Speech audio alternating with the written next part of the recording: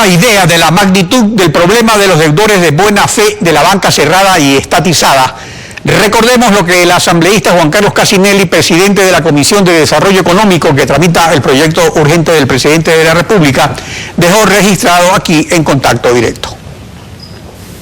Ya en el proyecto de ley se le ha dado paso a muchos de los puntos que ellos plantean. Es decir, el proyecto está concebido efectivamente para reivindicarlo. Existen aproximadamente 2.900 millones de dólares en cartera de clientes no vinculados con la banca cerrada. De esos 2.900 millones de dólares, 1.500 millones corresponden a intereses por mora, 200 millones a intereses normales, 40 millones a gastos judiciales y apenas 800 millones son de capital. Pero hay una contraparte que también tiene que ser analizada. Los acreedores, pues también de buena fe de la banca cerrada. Es decir, se requiere cobrar una cartera para, por otro lado, resarcir a los acreedores privados, que todavía deben cobrar aproximadamente 85 millones de dólares, y la banca pública, que todavía tiene que cobrar aproximadamente 800 millones de dólares, con la reliquidación a una tasa del 5% sobre el capital de los deudores de buena fe. Es una de las medidas que busca terminar con esta crisis de 1999.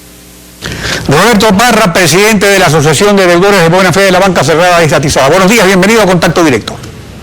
Muy buenos días, muchas gracias. Ayer fue el primer debate del proyecto de ley de urgencia económica para el cierre de la crisis bancaria del 99.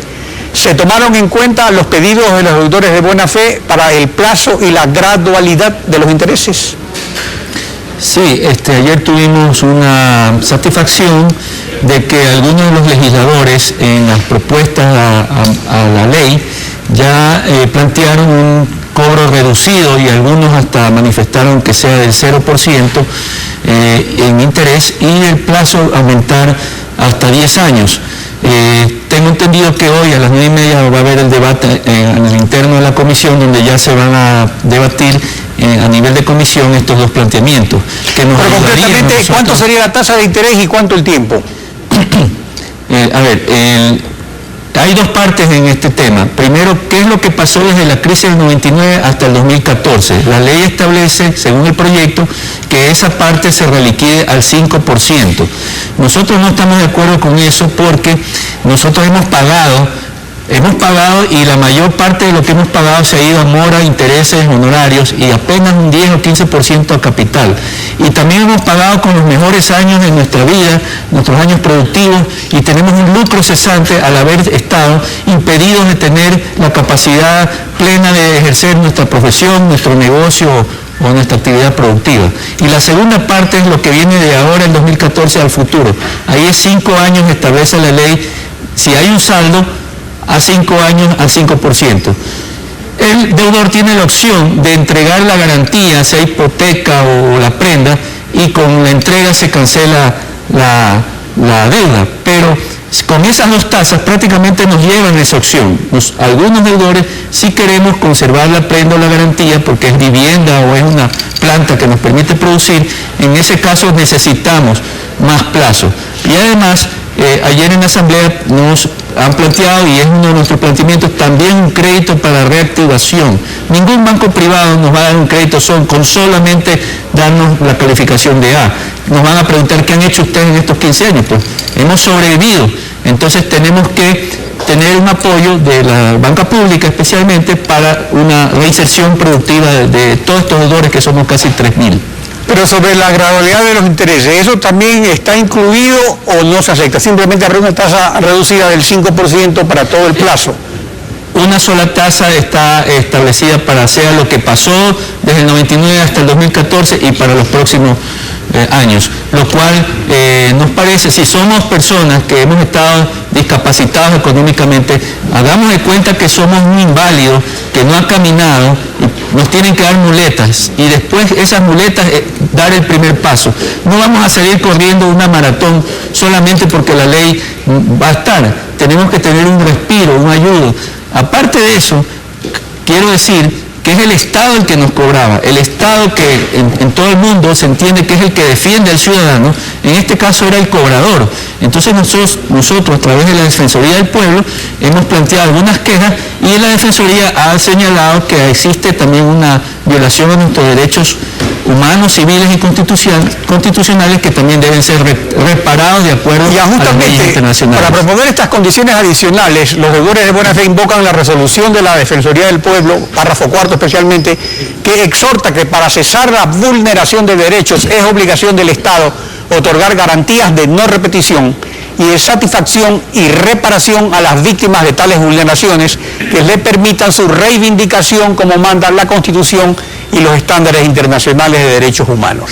Ese es el argumento en cuanto se refiere a los derechos humanos. Ahora, en la parte concreta, según lo que se aprobó ayer y lo que queda por delante, ¿cuáles son las cosas que todavía no están definidas y que ustedes consideran fundamentales que sean establecidas en el proyecto? Bueno, en el informe que presentó ayer la comisión ya se incorporaron la cuarta, puede ser que me equivoque, creo que es la cuarta y la quinta de esa resolución, el cuarto y quinto punto de esa resolución.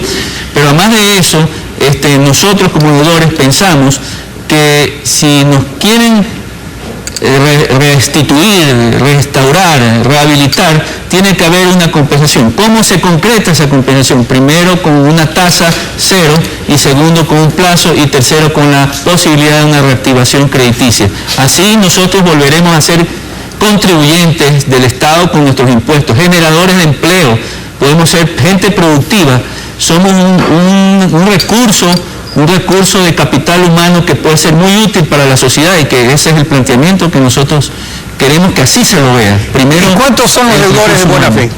¿Cuántas personas o...?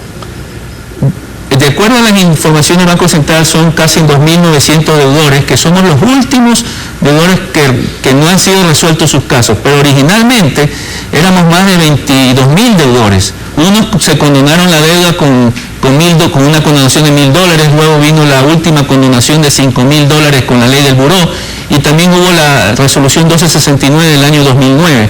Pero estos somos los últimos deudores que no encajamos en ninguna de esas regulaciones y que sin embargo nuestras deudas eran 4 o 5 veces más del capital que originalmente nos prestaron. Capital que nos prestó una banca privada y que de un momento a otro pasamos a ser deudores de la banca pública o del sector público y eso nos cortó la posibilidad de defendernos porque ser deudor del Estado nos impide muchas posibilidades y muchas oportunidades de poder trabajar. Ahora, en los términos en que está concebido el proyecto de ley, ¿es factible que todos los deudores de buena fe cancelen sus deudas o hay algún sector que tendría problemas y que con esas condiciones puedan hacer esa cancelación? Bueno, como está la ley planteada, hay dos opciones. Una, que uno devuelva la prenda y se extinga la deuda. Hay otras que luego de la reliquidación quede un saldo y ese saldo se paga en 5 años. Lo que pasa es que ese saldo a veces ni en 5 años se puede pagar, por eso pedimos 10 años. Y tercero, habrá algunos que definitivamente no están, se han ido. Acuérdense que hay migrantes que por el problema de la deuda a lo mejor no están aquí y que no resolverán. Y habrán otros que definitivamente no les interesará pagar. La ley establece que antes, para acogerse al beneficio, hay que presentar las pruebas, hay que presentar recibos, hay que presentar cartas de buena intención de pago, es decir, demostrar la calidad de buena fe, y entonces el que no tenga esos documentos definitivamente no podrá tener el acceso. Pero partamos de que mucha gente sí quiso pagar, habían ofertas de dación de deudores que nunca fueron respondidas y no se aplicó el silencio administrativo. Habían también remates por debajo de entre gallos y medianoche que perjudicaban al deudor y ya los deudores están rematados y todavía deben el saldo sin pagar. Entonces a esos deudores también creo que se van a beneficiar de esta ley. ¿Fueron los intereses de mora el factor financiero determinante para que no puedan cancelar por deuda? Esto es importante porque ese no es un problema de ustedes. Como ustedes decían antes, los que le deben al Estado, es que actualmente a todo el mundo, el SRI, los municipios, todos cobran intereses de mora. Eso es una barbaridad, eso es algo típico, folclórico del Ecuador y lo que nos hizo la banca internacional con la deuda externa. O sea, eso es un problema aparte del de ustedes, pero yo le pregunto, en el caso de ustedes, ¿eso fue determinante? Dos cosas fueron determinantes. Primero, que toda la deuda en su mayoría era al 16-18%, eran las tasas que estaban en el año 98-99. Y sobre esa tasa más la mora terminábamos pagando más del 30% por interés. Eso acumulado en 10 años, pues la deuda se multiplicó por 10.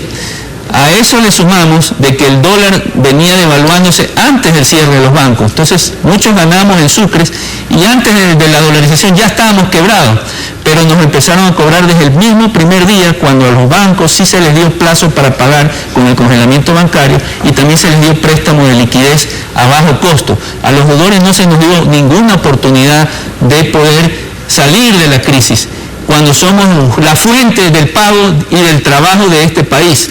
Entonces, creemos que la medida de la presidencia de enviar este proyecto en buena parte ha respondido a esto clamor.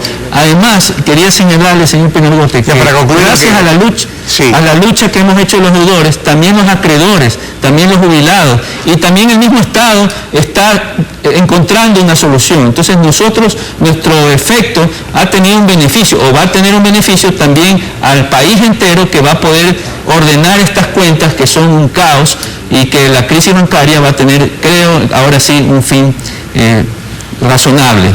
Esta es la posición de los deudores de buena fe de la banca cerrada. Roberto Parra, gracias por su participación en Contacto Directo. Muchas gracias. Bueno, con esto